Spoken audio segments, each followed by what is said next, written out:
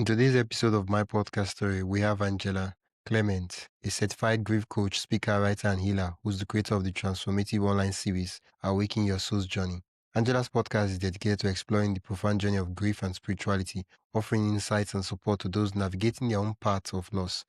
After experiencing the heartbreaking loss of her husband to colon cancer in 2021, Angela turned her pain into purpose, launching her first online summit and interviewing over 100 experts in the field with a unique blend of personal experience and spiritual insights. The helps others unlock the transformative power of grief, leading them toward healing and renewed joy. Angela is here to share with us how she built her show from the ground up and the impact it has on our community. Tell me your name and what your podcast is about. Okay, my name is Angela Clement, and my podcast is called Awaken Your Soul's Journey, Embracing Grief as a Pathway to Transformation. And it's all about different views on the grieving process. And I get as many varied individuals with different types of loss to come on and talk about how they've moved through and transformed through the loss of a loved one or other losses. I want to be clear. The name of the podcast is Awaken Your Soul's Journey. And then that Yes. last is the subtitle. Yes. Because I was wondering, I was like, how can the title be that long? How did you continue it from? Yeah, there's a little tagline about the grief part. Yeah. Okay, so that's more like the tagline, the slogan, the motto of the podcast. How long have you been doing this? I've been doing that for a year now. Ooh, congratulations. Yeah, thank you. Yeah, it's been great. I used to do summits, online summits before that. I did 4 of them, and I loved interviewing people. And I found that it was really intense doing the summits because they would just run over a couple of weeks and we would run, on 25 speakers. And I wanted a little bit slower pace. So the podcast is better. It's just a weekly podcast.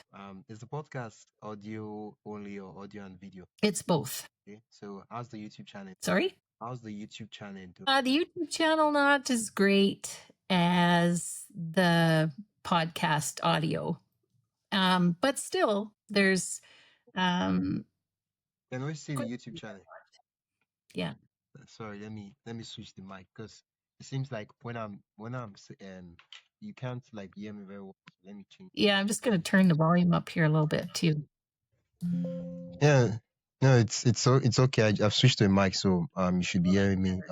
Yeah. Okay, it's better now, right? Okay. So can we see what the YouTube channel looks like? Can you see what it looks like? Yeah. So what I'm saying is like, are you open to sharing your screen with us and we seeing and looking at the YouTube channel? So that would be like a way to kind of plug the YouTube channel into the episode. Okay, just hang on a second. I'll see if I can bring it up here. Okay. Well, Let's see. Beautiful podcast. There we go. Okay. Okay. So on Riverside, there should be an option to like share, and then you see share screen. I don't know what I just did. Okay. Picture mode closed to remain to. I don't see where I can do this. Wait, are you on the Riverside screen, right? Do you see the option to share your screen? The part where there are controls, you see something like. Oh yes, there it is. Got it. Okay. I haven't used Riverside, so this is all new to me. Yeah. Okay. So I'm going to go to. Okay. Wow. We're back in business. It's not a great picture. Anyway. Yeah. That's where you just you screenshot a random part where the person is trying to say something and they have their mouth open and. Yeah. Okay. Wow. Yeah. I mean, you've been like it appears you'll be doing the YouTube from day one. Yes, that's right. I've got there's day 1, episode 1, up to 66. So can you do something for me? Can you click on? You see at the bottom of the video, you see your channel advert. I want you to click on it so that it takes us to see the full view of the channel, not just the video. You understand what I'm saying, right? So instead of just the video, the whole the whole channel with the banner and everything. Yeah. That. Go back here. Okay, yeah. We can Okay. go to the podcast. Yeah. Whoops. Yeah. But once we're in the podcast, it doesn't get us to see everything. So we'll have to go back to to the place. Yeah.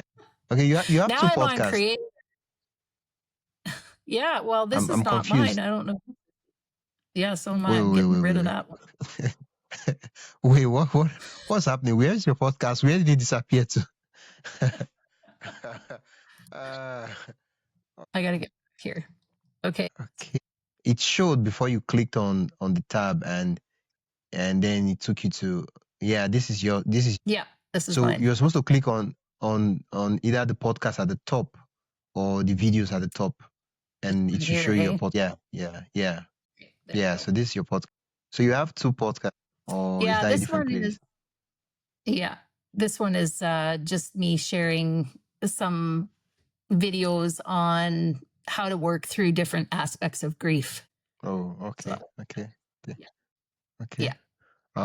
The peculiar thing, before I start even asking you questions, is the peculiar thing I notice about your kind of podcast is that it is a podcast that shines with. Mm. I mean, of course, you could give people 3 tips on how to deal with grief, and that itself is valuable. But I mean, it's, when someone is going through grief and encouragement and all that, it's not necessarily giving them. Of course, that stuff has its place, but I mean, it's just to hear that someone that, who lost, their, depending on the, I don't know what the loss might be, but loss is different, and just have someone that you're like, oh, someone's story like that to get in. It's more like encouragement to inspire people more than I don't know what the goal of your podcast is. I'm just looking at from the outside perspective, and I could be wrong, and you can let me know. Your podcast is meant to inspire people, to encourage them, to give them hope Yes. after That's right. after long. Exactly. Mm-hmm. Yeah. Now, of course, in the process, you could educate them, but the major focus is to inspire.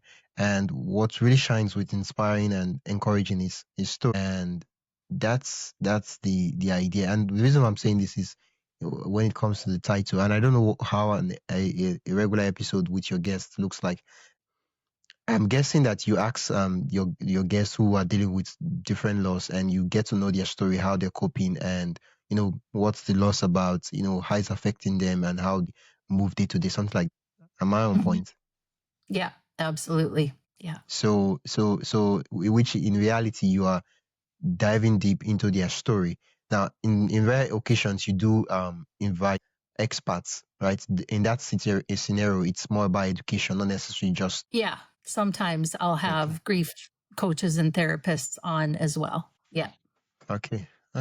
Yeah, because the story aspect is what shine. Click on the video tab. I just want to see what some of your sample titles look. Yeah. Okay. Scroll to the top. Scroll to the top. Scroll back to the top, and sort it by most pop.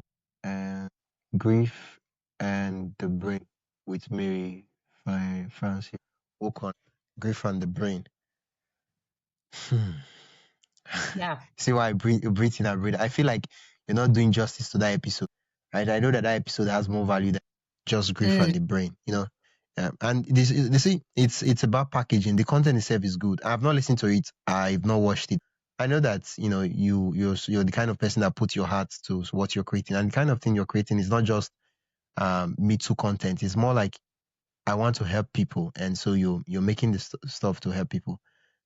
And the thing about titles and packaging it is a place of generosity. You want people who need that stuff to find, and so you do everything within your power to package it such that they find it. Does it make sense? Yeah, absolutely. Yeah. So grief and the brain with Mary. Is she an expert, or is she someone sharing a loss? Yeah, well, she's actually sharing, she's from a university down in the States, and she does grief research, and it's all about the brain. So she's written 2 books actually on the way the brain works when you've lost a loved one. Okay. So can you scroll to an episode that has a guest, where the guest is sharing their story, not an expert? Story. Hmm. That would be this one here. Okay. So what's the title? Grief and community. Grief and community. So this Yeah. was Why are you laughing? Why are you laughing? I don't know You what's going on. No, no, no. No. I don't know. You're making me laugh. What's happening here? What's going on right now? Okay. It's more like, it's, how do I explain this now? And when I explain to you, understand what I'm saying. As podcasters, there is no discoverability in podcast platforms like Spotify, like Apple, and all.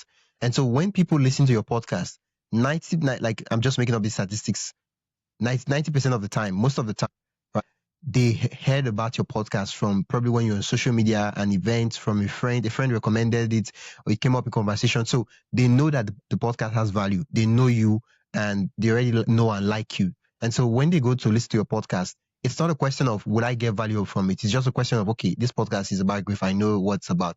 Let me listen, right? And so they listen. So even if your title is I am, and then you put episode 250, they would listen to it. Now, but YouTube, your video is being shown to people that don't even know who you are. They've never seen you. They don't even know what your topic is. And right. so they are looking at the title, they are looking at the thumbnail, and they are trying to decide if the 40 minutes or the 1 hour, it would be a waste of their time or if it's worth it. Because they don't know. Right. Exactly. Yeah. Yeah. Yeah. Yeah. So I feel like you could actually pull some of the stories and allow it to shine. And AI can help you with some of these things. You could put in the transcript, and then it will come up with a really good storyline titles, and that will really shine, work for the episode. I see. Yeah. Hey, just a quick break. If you enjoying the insights so far and want even more behind the scenes ideas, inspiration, and tools for growing your own podcast, join my email list at mypodcaststory.com/join. That is mypodcaststory.com/join. You get access to helpful resources, exclusive updates, and the kind of stuff I only share with my email subscribers. Whether you're starting out or already podcasting, there's something valuable waiting for you. Head over to mypodcaststory.com/join and subscribe. Now, back to the episode. Yeah. You could, I don't know what your workflow might look like, but you could set it up such that it doesn't, like, how do I explain the word? It's automatic. Every time you create an episode, it just happens, right? If you're using ChatGPT, you can create a custom GPT that you just upload the transcript, and it will come up with 10, 20 suggested time. Because you are the host, you already know what you discussed in the episode, so you will know the storyline that best communicates the idea of the episode, and then you put it out there. So the title, you, yeah, you can do ton of it, and then the thumbnail. Yeah, the thumbnail.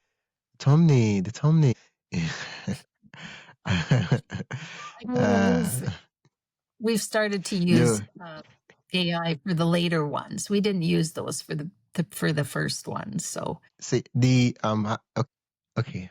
I know now. You see that, right? When I explained everything, you were just laughing even without me saying anything, because now you understand the thumbnail, right? See, think of it as this way: the thumbnail, the title, and the first 60 seconds of the video is convincing and selling to the listener that the episode is valuable. You get. So sometimes the thumbnail is not necessarily about design. Question you just have to ask yourself is, if you look at the thumbnail, does it? If I were to strip out the title, does the thumbnail really it's just like a book cover, right? They tell you to don't judge a book by its cover, but in YouTube, people judge a video by its cover. Yeah. Yeah, that's what it's meant for. So yeah, I'm currently working on the sets of thumbnails, Dosha. When it's ready, I'll send the templates on Canva to you, and you can use as you. Okay. Yeah. Okay. You're crushing it on YouTube, and I think the simple rule of podcasting is be where your audience are, and if you're there, then over time you can then start optimizing a couple of things to get promoted, get delivered, but you have to be there first, which you already do, and I really commend that. Thank you. Well, thank you. Yeah. Okay. What's your? You can. Is there anything you want to point to me in particular? I want to tell you to stop sharing. That's why. Yeah, you can stop. Or I can No. stop. You have to be the one to stop sharing, because you're the one that shared the screen. Okay. Yeah. Okay. Yeah. What does your workflow look? What does my walkthrough look like? Your workflow. Do you have a team helping you, or are you the one cooking up the mic? No, it's just me. The moment you just Sometimes my said, yeah. I just see a ton of hearts changing in your head, on your head. I saw a ton of hearts. The producer, the guest man, editor, and all that. Can you walk us what your process looks like from idea to pub? Well, really, the idea come from the people that I meet through this process. So when I'm interviewing, I'm looking for someone who's been through loss, who's been through the pain, the sorrow, but yet has been able to transform their lives through that. So that's what I'm looking for. Or I'm looking for someone who has that expert information, like we talked about. And so the ideas really come from the guests that I meet. It really comes from their story. Yeah, and that's the sweet thing about your type of podcast is the fact that what sells your podcast is not the celebrity or any of those things. It's the story. And so it's just a matter of, okay, I have this story concept. Who are the guests that would fit this storyline? Like, oh, if I want to talk about the loss of a pet, I need to find a guest that has lost a pet and really talk to them about that kind of stuff, or the loss of a daughter. I really need to find a guest that has lost, it's not necessarily, it's because most podcasters out there, they're like, I need to talk to a celebrity and all that stuff. And they're looking for a celebrity. But the thing is, if you're talking about story, there are a lot of persons that are not big, quote unquote, big, but they have like really juicy stories that when you just have a conversation with them, even you'll be wow. Absolutely. Yeah. Yeah. Yeah. Okay. So you get the idea. I'm guessing you use Podmatch for reaching out to the. Yes, I do. Yeah. Okay. Okay. So what do you use for recording and I use Descript. Oh, okay. Okay, you use the script for editing. What about For recording, I use Zoom. Oh, okay. Okay. Zoom, Podmatch, Zoom, Descript, and then once it's done on Descript, you publish on YouTube, and then Yeah, and then I use Captivate as well. okay. Yeah. Mhm. I love that platform. Yeah, they don't put limits on upload or any of those stuff. It's just number of downloads you get. Yeah, platform is really great. Yeah, thanks. Okay. Yeah. Okay. Yeah. It's pretty simple, and you've been doing this for 1 year. Like that's for me, it's a major step because starting something and sticking with it for 1 month, 2 months, 3 months. That's a high level of commitment. The podcast you're doing right now, I don't know how you see it, but it's a very important thing. A lot of persons are going through grief, and there's most of the people that are around them, they don't even understand what they're going through. And sometimes that's why sometimes when I hear people say, I understand what you're going through, I feel like giving them a hot. Yeah, I don't know where they come up with that statement from. Like, somebody's just, I'm like, I'm like, just, I feel like just keep quiet. Right. And there's nobody they can say, okay, somebody that's gone through something like that, and they can say, okay, kind of get hope from. What you're doing is more like very important. And it's one of these podcasts that we want to find way to get the message across to more people, because the more persons are listening to the podcast, the more value, the more help, the more reassurance, the more hope it will get to them.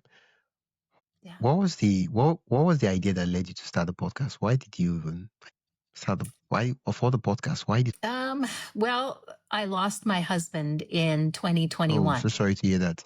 So it was So stage sorry to hear 4 that. cancer. Yeah, thank you. And so after that, I took a course. Actually, it was about energy healing. And about halfway through that course, the teacher decided to do some marketing. And part of that marketing was to create an online summit. And so that's how I got started interviewing people, was for online summits. But then I found it really intense. And a lot of the people, the community that I had built, found those really hard to keep up with. And so I decided to change it to podcast instead and I started out bi-weekly, and then now I do a weekly one. Okay. Okay. Mhm. Okay. Wow. Yeah, it really was to learn more about grief for myself to start out And with, then really. Yeah. you decide sharing it with the and there's so many aspects and unique angles we could look at the podcast. And a quick, I just want to ask you this question: does your podcast make? No. I'm not. It's not like I'm laughing. I'm not laughing. It's because you laugh. That's why I'm laughing. Why? Why are you laughing? What's going on? Okay. I sometimes I tell people, it's a labor of love is what I'm doing here. It really isn't right now about money. I mean, it would be great if I could get to that space. But right now, it's just my heart is in getting the message out about hope and inspiration for people who have lost, because I was in that space and I didn't know where to turn. So this is putting a plethora of information out there for people who are in that space. And I've built a community around it, right? And we support each other. So it's about that. It's about building connections and supporting each other through something that can be really hard. Yeah. The thing about making, when I say making money, I didn't say, you notice I said making money, I didn't say making profit. For most I don't know if you've noticed, but most of the charity, non-profit organizations, they require money, right? Most of the things they are not doing it because they want to make money, but they need money to do the stuff they want to do. And for most of us podcasters, indie podcasters, we're the one doing everything, right? And we still have full-time job and the other things we're doing. And I mean, you're the one editing, and I know you're editing the videos, but imagine if the person editing the video was like, the actual like videographer who was like, really good at that stuff, who loved doing that. The videos would be like, be well. Like, you understand what I'm saying, right? When you give someone who's like better than you at that thing, they'll do it well, and then you have time to like focus on the story and showing up on camera and interviewing the guest. Yeah, because for me, what I see making money, especially when it's a podcast, so it's a labor of love. I see it as, how it can help you to get the message across to more people. And Right. imagine what if you had a Netflix documentary on grief. Mm-hmm. Yeah, I mean, it's the message first. Podcasting is just the medium you choose, right? Yes. For now, of course, yeah. But the message first. I mean, if you have there are a lot of persons that will never see your podcast, but they would watch your Netflix document. They would just stumble on it and say, "Oh yeah, this stuff looks interesting, great." I mean, let's see what it is. And then they start watching, and they're like, "Yeah, this stuff is brilliant." I'm so glad I stumbled across this stuff. And then they, it really helps, really helps them, because it was like this. Why do I keep saying this? It was like the message they needed to hear or see at the very right time. And for that to happen, you need financial support. I mean, you could keep doing it the way you're doing it, right? And there's nothing wrong with that. But I recently had a guest on my show. It was about where she talks about breast cancer. Yeah, I feel like if I say for women, I feel like I'm repeating myself. And she talks about breast cancer, and I was like, that stuff is very important, right?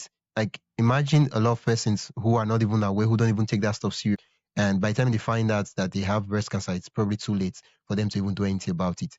And we really did talk. And see, when we come back to making money, the problem with making money is that oftentimes when we want to make money, when we want to monetize it, advertisers, they need a ton of audience. They need you to have 100,000 downloads and that big number. And we're just starting out. We don't have that number. But the content we are creating is valuable. Like, objectively, it's valuable. It's something that if you listen to it will inspire you to change your life. But we don't have the numbers to support that. And so what I was thinking, right, I don't know if it works for you. If it doesn't, no problem. I'm just like bouncing ideas and sharing it out there. Is you could, you're from Canada, you could find a local radio station. And because I noticed that most local radio stations, they don't have good content. I don't know if it's true in Canada, but most of the time they just play music. And that's just a way to cover up the airtime so that they don't end up having dead space. So you could reach out to the local radio stations, and your show is actually valuable. And the only thing you will need to do if you have a show on the radio is you just have to be careful not to be cursing, and make sure your guest does not like use these explicit language and stuff like that. And that shouldn't be a problem for the kind of show you have. And when you collaborate with them to have your show on their radio program, what you then do is to reach out to a couple of local businesses and tell them that you can sponsor the show and they will sponsor it, because now it's not a question of whether you have audience, because you are leveraging the audience of the radio show and the podcast too. I don't know if it does it make sense? Yeah. Yeah. Totally Yeah. does. Yeah. Yeah. Absolutely. So because you're already creating something valuable, and the sweet thing is, okay, let's just remove the money aspect. Let's assume we are not going to make money from it, right? Mhm. Because I want, so that you see the benefit other than money, because everything is not always money, even though money is important. A lot of persons will not see your show from the podcast platform. Some persons, they listen to radio. I know not a lot of persons, but some persons, they listen to radio. And so when they just listen to radio, they hear you say, "Hi, today I'm going to talk about grief, and how grief talks about the deal with the brain." And I don't know what your interest sounds like. and they listen to it and they're like, "Yeah, I love her episode. I really love what she talks about." And of course, when you are saying this, like, if you want to listen to past episodes and future episodes, you can go to Spotify and check Awaken Your Soul, and guess what? They go check out your they go listen to other episodes on Spotify or YouTube, depending on the platform that they use. And so the radio show, free audience, free advertising for you, but then you get to support the show and make it possible by having local business sponsor the radio show. Doesn't make sense. Yeah. Yeah. Yeah. It does. And the thing about radio shows is that you can be on multiple radio shows. It's your content, basically. So you can actually be on multiple radio shows and have multiple sponsors, and then charge them based on, you get to figure out the math. Oh, this is how much I pay for the airtime. This is how much, and you just give them the package. And it solves the problem of, I have valuable content, but I have no audience to pitch to businesses. Mhm. Yeah. Yeah, and most times people will say, "Oh, but where do I get local businesses to sponsor my show from?" It's not hard. Like, you just go to that radio station, just tune in and start listening, and sooner or later you get to hear local businesses that are advertising on those radio shows. Just write their numbers down and call them and say, "Yeah, I noticed you do this stuff on this. My show is really valuable and stuff like that. I'd love for you to come on it," and they'll be happy to, because you're already spending money on radio. It's not like you're convincing them to do something they're not already doing. They're doing it already. So that's just a crazy idea. If it works for you, I'll be happy. If not, I mean, we'll move. Yeah. Yeah. Well, I really appreciate the suggestion. Mhm. Yeah. Yeah. Because recently I've been looking at it, because I know that in the media they tell you that, oh, you're going to make a gazillion millions. Most podcasts, it's this, how something is really valuable to you that you really want to do, like you want to create awareness and all, and it costs money. Like, I mean, it's getting cheaper day in and day out, but I mean, a couple $1,000 you could use it to do. I could think of, I know of a lot of things I could do for my podcast with that. Mhm. But Yeah. yeah. Yeah. Sure. Yeah. I mean, if I could outsource the editing of my podcast, that would be, I could sleep well at night. Yeah. Yeah, I mean, literally, I could sleep well at night, because I spend a ton of time. It's not like there's anything wrong with, how there are things that I'm happy about, and that is recording, having conversations with people, following up with these guests, and building relationship with them. But that editing part, nah. It's just a necessary evil for me. Yeah. Yeah. Okay.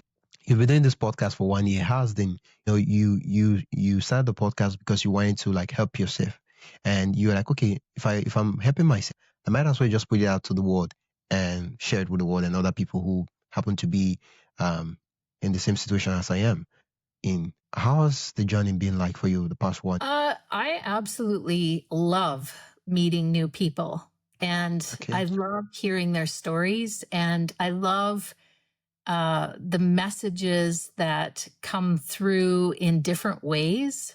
So when someone explains their grief, often other people can relate, but certain people you can relate more to than others, right? It depends. And I like being able to hear all those different perspectives, and to it helps me evolve my own understanding of grief as I listen to others talk about theirs.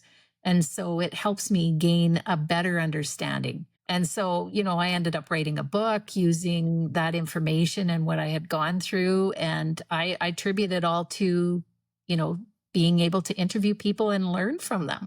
Is the book with you?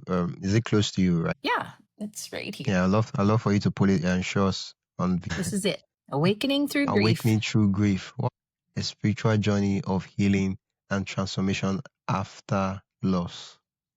Wow. Guys just looking at the stone in the horizon. Yeah, that's a park that is close to where I live, and I went and stayed there every summer. Wait. Are you the one in the picture? Standing in there. Wow. That's a brilliant idea. Like the picture is a picture of hope. Like it's a picture of someone, like, looking into their horizon. It's a picture of hope. And yeah, that's brilliant. Yeah, thanks. Kudos on that. Yeah. Yeah. Wow. Okay. Well, I mean, I don't think you ever thought coming up with a book when you started the podcast. What do you mean? Like at the points when you were like episode 1, the idea of I'm going to write and publish a book, was it there, or was it along the journey? No, it came later. I was also blogging, writing little articles for people as well. And then as I did that, it occurred to me as I was doing some work, and some people suggested that maybe I should write a book. And then I finally decided, yeah, I think I will. So I did. How long did it take you? Because earlier on you mentioned that your podcast is about a year old. So how long did it take you to write and publish the book? I started in July of last year. And I guess it would have been, I'm trying to think how this all fell down. I started writing it in the summer, and then I got my editor to have a look at it in October. I had set a date for my husband's birthday and my mother's birthday to have the manuscript finished. And then the editing took place through December. So it took just over a year, I would say, because it just came out last November. So it was just over a year from starting to write it to editing and finishing it. Wait, I'm confused. How is it over a year? Like you said in July, and you released the book in November. Yeah. So that's less than 6 months. Yeah. It took. Am I missing something here? Wait. The math is not mathing. Please. What is going on? Is it the same year, 2024? Well, yeah, it was less than a year, I guess, that it took for me to do it. But I would say that the whole, the ideas and all of the, putting things together, the blogging and all that happened before that, it was well over a year. But actually writing the manuscript, I started last summer. So not that long. Okay. Yeah, I mean, yeah, wow. That's really admirable, because some books takes. I mean, the fact that you're doing the podcast allowed you to get access to a lot of stories, a lot of information, and it was just like learning as you go and documenting along the. Wow. Okay. So other than the book, personally on you, how dealing with grief and all that, how's the podcast helped you deal with your own? Well, it's really all about understanding the process, or I understand now grief as a process.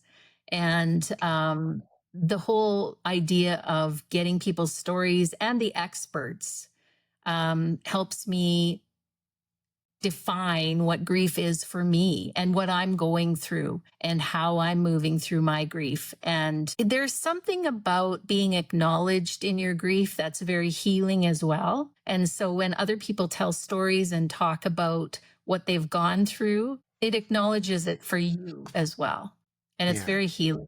Yeah. Well, I'm glad that the podcast worked out well for you, and just other than you benefiting from the podcast, what about the listener? Yeah, so I've built a community, and I have a support group that meets every 10 days through that community. And also I meet one-on-one with people. I have a grief program as well. And so I started to do some of that kind of work, healing work, energy healing, to support angel card readings, all that kind of stuff that goes along with helping people through their process. Oh, how did you even grow? Let me take my notes. I need to jot down some things from the grandmaster. How did you even grow the podcast? Did you have an audience before then, or did you just like start from scratch? I really built a lot of my audience through the summits that I was holding before. So the 4 online summits that I did really built a list for me. And then since then, I've gathered other people through the podcast. But yeah, that's really how it started, was through the summits. So how did you get attendees for the How it works is when you invite people to be in your summit, you have them send out an email to their list, just letting people know about the summit. And then they sign up, of course, through an email. And the summits were always free for people to sign up for. And then I would offer a package with the videos so that people could purchase them later. But that's really how I got my audiences, through the other speakers.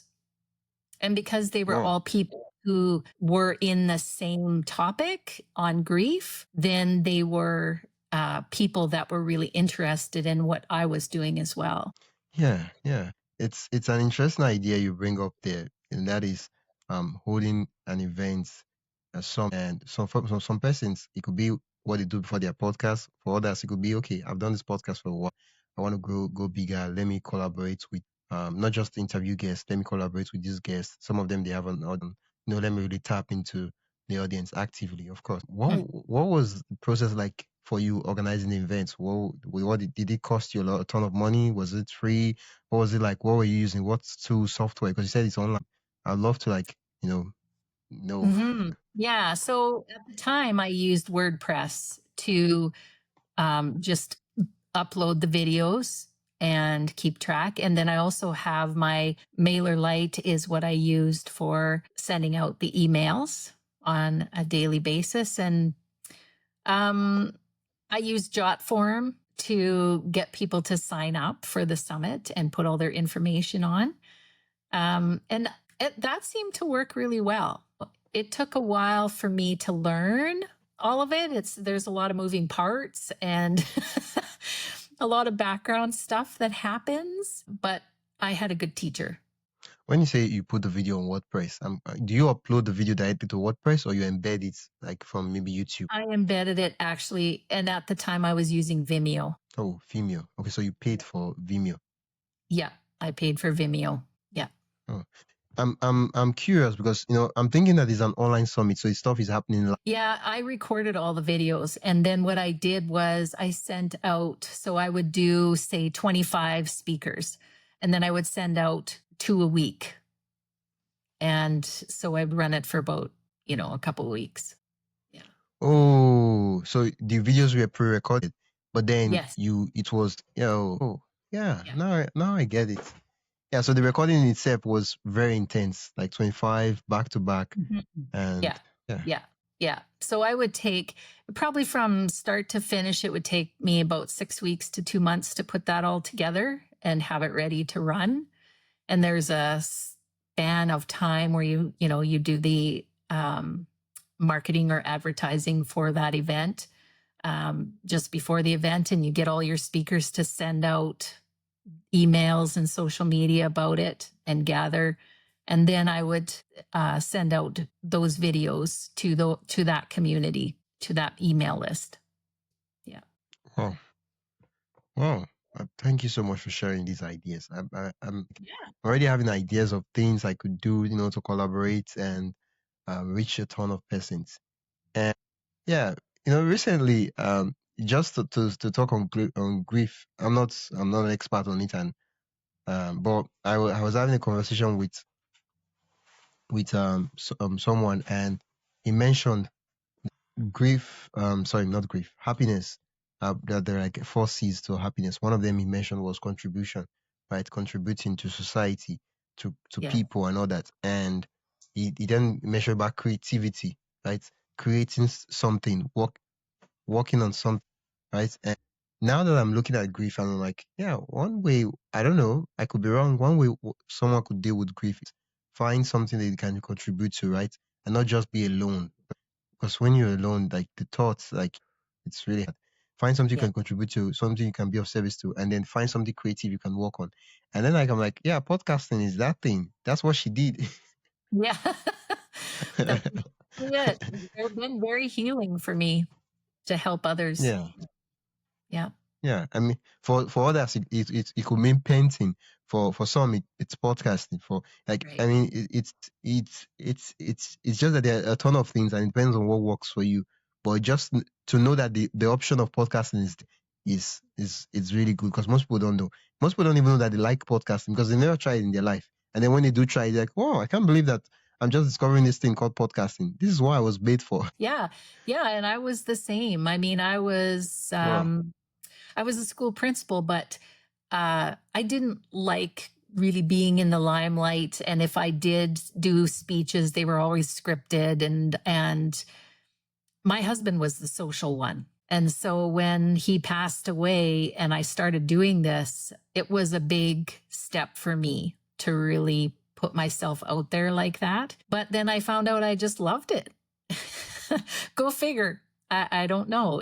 It just felt good to meet these new people and learn these new things from them. And so that's why I keep doing it, because I love it. Yeah, yeah, and that's for me is an irony, because most persons don't even try things, and yet they're like, I don't think it's for me. I'm like, did you try it? Just try and see if it's for Mm. you, fine. If it's not for you, you move on and keep living your life. There's no big deal. But you have to like try or taste the meal before you know that, oh, I like this meal, or I hate this meal. It's not made for me. Before you start making judgments, not like, that stuff is terrible. And I'm like, okay, so have you eaten it? No, never. I've never seen it before. I just asked how they mentioned some American foods and or Canadian foods, and I'm like, that food is terrible. It doesn't taste well. I'm like, I've never been to Canada. I've never tasted any of the Canadian foods, any of those things. And I don't know if I like or I hate them. But maybe I travel to Canada and I taste one of the meal and I'm like, yeah, I can't believe I'm just discovering this as old as I am. Why did they put this stuff? I know the same way podcasting is. Yeah. Yeah. Yeah, it's as much, it's one of those things that as much as you work on it, it also works back on you. It works on you. Yeah. That's right. Yeah. It works on you. Yeah, thank you so much, Angela, for sharing your story. And please, if you do have any big break, whatever it is that you know you want to share with me, more like an update on the story, please let me know, and I'll be sure for us to book a time and then probably do a part two of this of Awaken Your Soul Within story podcast. Yeah. Thanks. Yeah. That'd be great. Yeah. On that, what are some of the projections or the things you currently have for the podcast going? Going forward, well, I right now I'm just in a phase of maybe changing it up just a little bit, and doing something about love after loss, because I'm finding that a lot of my clients have moved through a loss. A lot of them are widows or widowers, and they're starting to seek new companionship. And it's something that I'm going through right now. So that seems like a natural evolution for this podcast. And so I haven't decided how that's going to happen yet, but I'll work on it. Yeah, yeah, that would be a nice idea. I mean, you have different stories you want to feature in that series, different experts you want to feature in that to create a complete and the sweet thing is on YouTube you can create a playlist for that series so people can Yeah. actually go and just binge listen or binge watch. Oh, that's really brilliant. Oh, Yeah. when Thanks. the series goes live, please let me know so that, I can then ask you how was it like working and creating this series, because right now you're the director and you're creating your own little form of magic in the Yeah. Thank you. Yeah. And yeah. having a lot of fun doing it too.